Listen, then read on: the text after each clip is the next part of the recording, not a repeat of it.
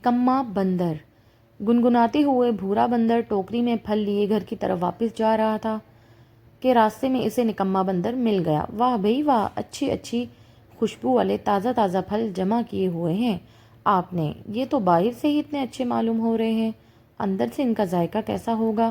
نکمے بندر نے پھلوں کی ٹوکری للچائی نظروں سے دیکھتے ہوئے کہا، ارے بھائی، بارشوں کے بعد تو جنگل میں ہر طرف پھل فروٹ تازہ ہیں، سارے جانور آج کل انہیں کھا رہے ہیں اور جان بنا رہے ہیں، لیکن تمہیں اتنی حیرت کیوں ہو رہی ہے اور تم اتنے کمزور کیوں ہو رہے ہو؟ بھورے بندر نے کہا، تمہارے سوال کا جواب اس میں ہے۔ نکمے بندر نے اپنی ٹوکری سے پتے ہٹاتے ہوئے کہا، ارے یہ کیا، تمہارے پاس سارے پھل خراب اور سڑے ہوئے ہیں، ان میں سے کوئی بھی تازہ نہیں ہے، اس کی کیا وجہ ہے؟ بھورے بندر نے حیرت سے سوال کیا۔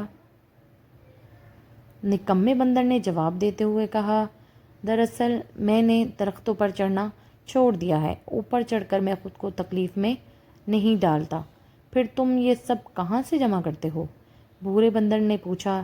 نکمے بندر نے کہا، دوسرے جانوروں سے جو گر جاتے ہیں، جنہیں وہ آدھا کھا کر چھوڑ دیتے ہیں، انہیں اٹھا لیتا ہوں یا کسی سے مانگ کر رکھ لیتا ہوں، اس طرح میرا کام ہو جاتا ہے۔ اچھا، تو تم نے محنت کرنا چھوڑ دی ہے اور بھکاری بن گئے ہو، جو خراب اور دوسروں کے بچے کچے اور پھینکے ہوئے پھل کھا رہے ہو۔ بھورے بندر نے افسوس سے کہا، میرے بھائی، دراصل مجھ سے محنت نہیں ہوتی، آپ چاہے اسے جو بھی نام دو۔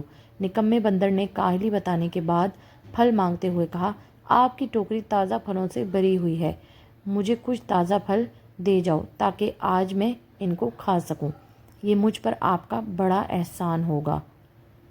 اگر آج میں تمہیں مانگنے پر دے دوں تو میرا یہ احسان نہیں بلکہ ظلم ہوگا، اور تمہاری مانگنے کی عادت پکی ہو جائے گی اور محنت سے تمہیں موت آنے لگے گی۔